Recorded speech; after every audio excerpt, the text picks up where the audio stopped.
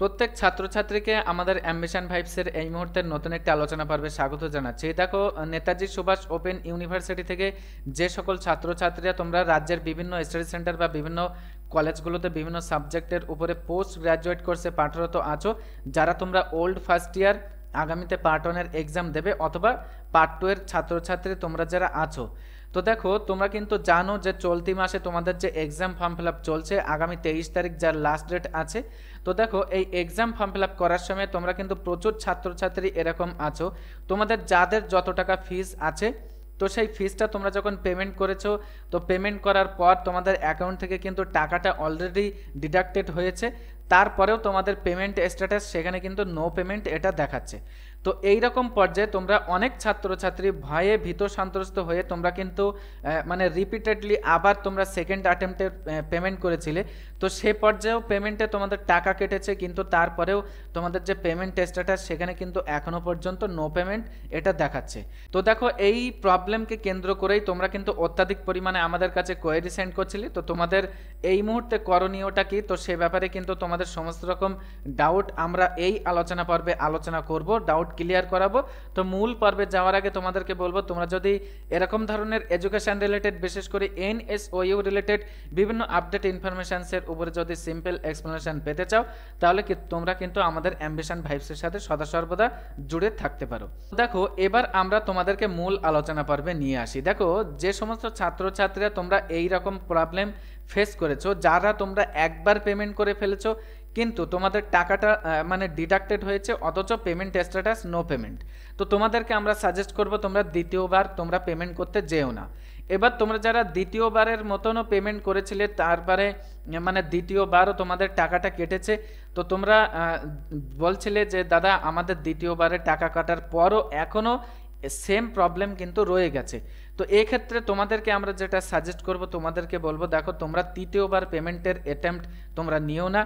দেখো আমরা বিগত বছরের অভিজ্ঞতার নিরিখেই বলছি, বিগত বছরগুলোতেও কিন্তু আমরা দেখেছিলাম প্রচুর স্টুডেন্ট তারা কিন্তু এরকম ধরনের প্রবলেম ফেস করেছিল।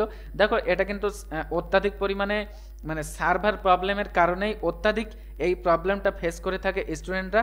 তো এক্ষেত্রে যারা তোমরা মানে পেমেন্ট একবার হোক বা দুইবার হোক অলরেডি পেমেন্ট করে ফেলেছো, পেমেন্ট ডিডাক্টেড হয়েছে অ্যাকাউন্ট থেকে এবং তোমাদের পেমেন্ট স্ট্যাটাস নো পেমেন্ট আছে, তো তোমরা দেখো তোমাদেরকে আমরা যেটা সাজেস্ট বিগত বছরেও করেছিলাম, তোমাদেরকেও আমরা তাই সাজেস্ট করছি যে তোমরা পুনরায় পেমেন্ট করতে যেও না। তাহলে কি হবে দেখো, মানে পুনরায় তোমরা যখন পেমেন্ট করবে হয়তো পেমেন্টে আবার তোমাদের টাকাটা কেটে নেবে, কিন্তু তারপরেও ওই পেমেন্ট কিন্তু সাকসেসফুল হবে না। তো দেখো আমরা যাদেরকে এটা সাজেস্ট করেছিলাম, তো তার মধ্যে কিন্তু 95% স্টুডেন্টের এটা সলভ হয়ে গিয়েছিল ওয়েট করার পর। তার তোমরা ওয়েট করতে থাকো, কারোর হয়তো 6 ঘন্টা 12 ঘন্টা অথবা 24 ঘন্টা এরকম কিন্তু টাইম লাগতে পারে। তো তোমাদেরকে বলবো দেখো তোমরা 6 ঘন্টা অন্তর অথবা মানে 12 ঘন্টা পর অথবা 24 ঘন্টা পর তোমরা কি করবে, তোমাদের মানে এনরোলমেন্ট আইডি এবং ডেট অফ বার্থ দিয়ে তোমরা লগ ইন করে করে দেখবে এবং সেখান থেকে দেখবে তোমরা যখন লগ ইন করবে ওই লগ ইন পেজের নিচে, তার মানে যেখানে তোমরা এনরোলমেন্ট নাম্বার বসাচ্ছ এবং ডেট অফ বার্থ দিয়ে ফিল আপ করছো, ওর নিচে দেখবে মানে চেক স্ট্যাটাস বলে একটা অপশান আছে। তো সেই চেক স্ট্যাটাসে তোমরা যখন ক্লিক করবে তোমাদের কিন্তু ওখান থেকে পেমেন্টের যে মানে স্ট্যাটাস কি অবস্থায় আছে সেটা কিন্তু শো হবে। তো দেখো তোমাদেরকে আমরা এই পর্যায়ে বলবো যে তোমরা পজিটিভলি ভাবো, তোমাদের মানে প্রবলেম অবশ্যই কিন্তু সলভ হবে, তোমরা ওয়েট করতে থাকো এবং তোমাদেরকে আমরা যেটা বললাম তোমরা একটু পরপর চেক করতে থাকো পেমেন্টের স্ট্যাটাসটা, দেখো কি অবস্থায় সেখানে মানে পৌঁছায়। তো আশা করি তোমাদের যে কোয়েরিটা ছিল তোমরা সিম্পলি বুঝতে পেরেছো যে এরকম প্রবলেম ফেস করলে তোমরা পুনরায় পেমেন্ট করবে কি করবে না। তো আশা করি বুঝতে পেরেছো এই মুহূর্তে তোমাদের করণীয়টা কি। তো এরপরেও যদি কোনো ধরনের কোনো প্রবলেমকে কেন্দ্র করে কোনো ধরনের জিজ্ঞাসা তোমাদের থেকে থাকে, তাহলে তোমাদের সুবিধার্থেই কিন্তু আমাদের এই আলোচনা পর্বের ডেসক্রিপশন বক্সে আমাদের যে অফিসিয়াল হোয়াটসঅ্যাপ তার ডাইরেক্ট লিঙ্কটা কিন্তু প্রোভাইড করে রেখেছি। তোমরা এনি টাইম নির্দ্বিধায় সেখান থেকে সরাসরি কল অথবা SMS এর মাধ্যমে তোমরা তোমাদের কোয়েরি কিন্তু আমাদের কাছে জানাতে পারো। এতক্ষণ সাথে থাকার জন্য তোমাদের প্রত্যেককে অসংখ্য ধন্যবাদ। দেখা হচ্ছে নেক্সট একটি আলোচনা পর্বের মধ্য দিয়ে।